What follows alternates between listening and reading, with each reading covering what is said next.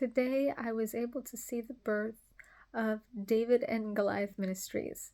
It was the first day that I saw a client that I had planned on seeing out of a friend of mine's office. We were going to start this endeavor a couple months ago, and it didn't happen. And I just think it's so fitting that today being my son's 14th birthday, that I got to see the birth of this. And it's been this pregnant idea for quite some time of planning and waiting for God to move and make that happen. And today he made that happen. And I'm so grateful for that. And I'm reflecting on the name, David and Goliath, right? Because that's not what I was going to go with. But I had prayed a couple months back, and that's what I really felt like the Lord was leading me to. And now that I think about it, it all makes a lot of sense. Because just last week I realized that my calling wasn't just to be in the healing arts, though I think that the Lord has prepared me in many ways to be able to help our body and our people. But that really wasn't the point. See, he prepared me for something. And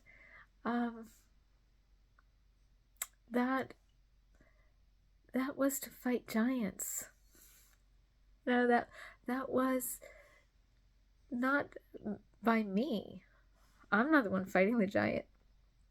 But because he prepared me in these ways.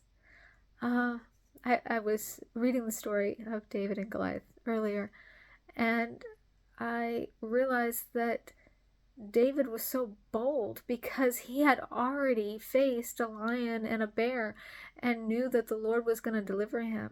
He wasn't afraid. He was confident because when there was no one else there, when he was alone, and God showed up.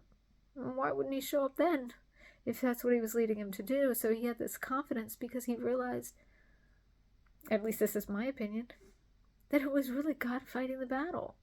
See, that's what David and Goliath Ministries, I believe, is about, is bringing God into gigantic situations, things that seem so formidable, whether it be a health issue or a relationship issue or a financial issue. It doesn't matter.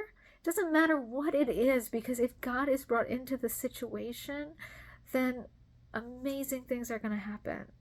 And we can't always see the ripple effect of that in other people's lives.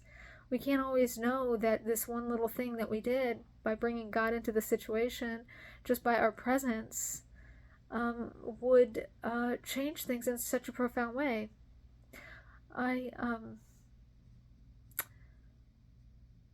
If God is with us, and he is, where I am, he is, because he loves me and I love him. So if I'm there, he's there. David recognized that. It didn't matter. He showed up. And he showed up with a sling and a stone. He showed up not with what the world had prepared him for, which is kind of what I went over in the last, well, maybe not the last video I made, but a recent video on, our calling, right? God prepared me, but the world tried to put their idea of what I needed to fulfill the task on me. And I think about David and Saul, and Saul tried to dress David in his armor, and he couldn't move right. He couldn't be who he was meant to be because Saul was trying to make him into him. Well, maybe not make him into him, but to prepare him in the way that he would prepare for battle. And what did David do? He took all of that stuff off. He put some stones in his bag, and he went and faced a giant with a sling and a stone, because that's what he was prepared to do. He used what he knew how to do, how God prepared him, and knowing that God was the one going with him. It didn't matter. It didn't matter. So David and Goliath Ministries, it's about bringing God into the situation, whatever that situation is. And that doesn't always turn out the way people think. Sometimes people want, or they say they want God in the situation, but that it's not so simple. And there can be a lot of, well, I'll say it, destruction that happens when the Lord comes into a situation that is toxic. And it may have repercussions that you're not prepared for. And it might be things I'm not prepared for. I remember one time I had been called into a house because of some demonic witchcraft. Something was happening there. And me and two other people went, and I walked up to the house, and no, bringing God, because we're praying. This is what we're doing. We're not doing something, just to counter this. We're bringing God into the situation. And I walk up to the door of the house, and I see this spirit, and it appears to be a messenger of the Lord. I don't know. I didn't have time to test the spirit because I just ignore them most of the time when I see something. But it spoke to me, and basically, I can't remember the words. This was many years ago. Basically that there was a reason why this was happening to them. There was they had done something, was my takeaway. But I disregard these things. I just kind of listen, and I just ignore, because you can't really listen to something unless you can test the spirit and really take the time to know that it's coming from the Lord and not from something trying to deceive you. So I just went into the house, and we started praying, and I would remember being in the bathroom, and I could feel the witchcraft, the witch that, and I'm going to say that she was a witch. I don't know exactly what title she would give herself, but I felt them. I knew that they knew what we were doing, and I knew that she was actively doing something in response, because I could sense it. And I came down the stairs, because the bathroom was in the second floor, and I opened the window, so I could see out. And sure enough, the neighbor was outside in full regalia, with a staff and doing all sorts of hand signals towards the house and incantations. I'm assuming. I don't know what she was doing exactly, but I remember thinking to myself, this is a Wiccan. I knew who she was. So why would she do this? That, I know the character of their faith, and it's not my religion, but I understand, what they believe, and they're generally fairly peaceful. So I looked to the woman of the house, and I said, why would this Wiccan be doing this? That's just against their character. Not all of them, obviously, but typically they don't act that way. So it's at that point that I found out that the husband of the house, that the Wiccan was accusing him of videotaping their young daughter. So I was like, oh, okay. See, God was brought into the situation. Truth was brought out in this situation. There was a lot of things going on. They were not completely innocent people.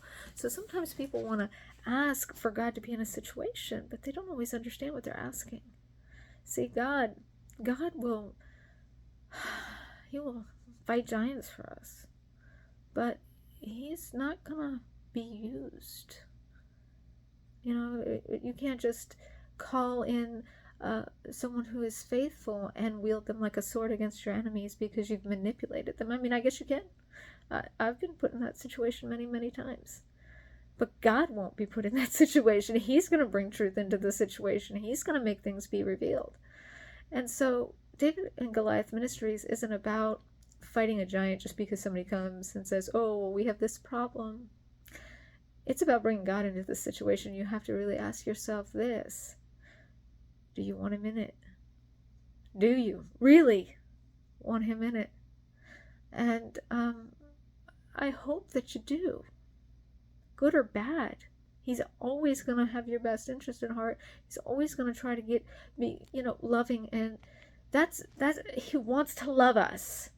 He wants to love us. That I have no doubt of. So I think about David and Goliath, and I think about David and the lion and the bear,